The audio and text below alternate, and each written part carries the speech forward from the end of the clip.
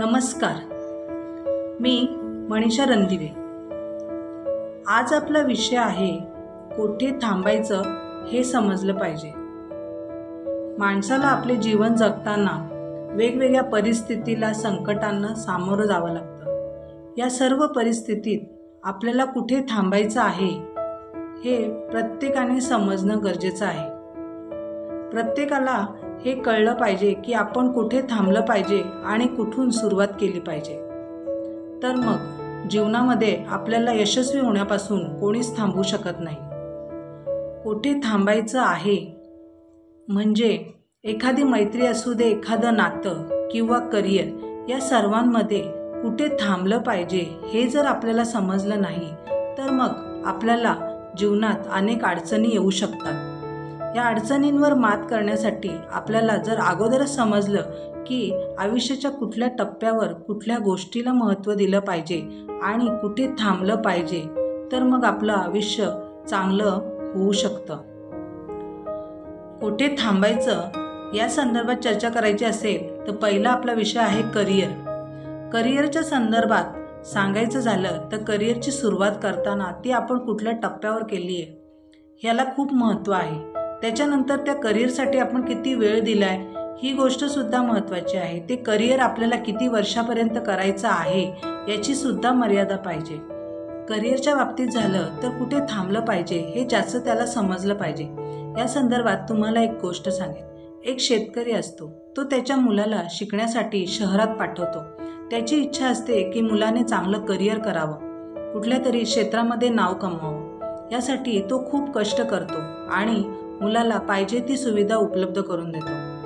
पण मुलगा कोणत्याही परीक्षेत पास होत नाही आणि वडिलांनी केलेले कष्ट सुद्धा त्याला दिसत असतात। त्यामुळे त्याची मानसिक परिस्थिती बदलते, तो डिप्रेशनमध्ये जातो। सांगण्याचा उद्देश असाच की जर आपल्याला एखादी स्पर्धा परीक्षा असू दे किंवा करिअर याच्यामध्ये जर यश आले नाही तर करिअरच्या इतर संधी सुद्धा उपलब्ध आहेत याचा प्रत्येकाने विचार केला पाहिजे।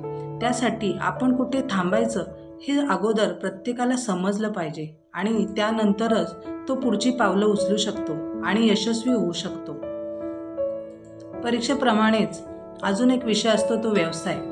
एखादी व्यक्ती जर एखादा व्यवसाय करत असेल पण त्याला तर जर व्यवस्थित यश मिळत नसेल तर त्याने थांबलं पाहिजे।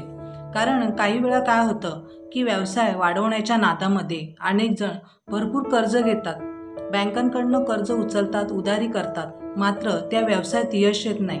त्यामुळे काय होतं की त्यांची मानसिक परिस्थिती बदलते। मला असं वाटतं जर आपल्याला एखाद्या व्यवसायात यश आलं नाही तर मग थांबलं पाहिजे, तो व्यवसाय बदलून अजून कुठला तरी दुसरा विचार केला पाहिजे ज्याच्याने आपली प्रगती होईल। करिअरप्रमाणेच नात्यांचं सुद्धा आहे। नाती ही दोन्ही बाजूंनी निभावता आली पाहिजे।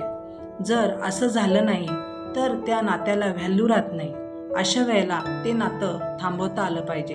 कारण प्रत्येक वेळेला फक्त आपल्याकडनं अपेक्षा केल्या जातात, मात्र समोरची व्यक्ती त्या पद्धतीने जर वागत नसेल, एखाद्याला रिस्पेक्ट देत नसेल तर मात्र अशा नात्यांमध्ये पुढे जाऊन मनस्ताप करण्यापलीकडे काहीच राहत नाही।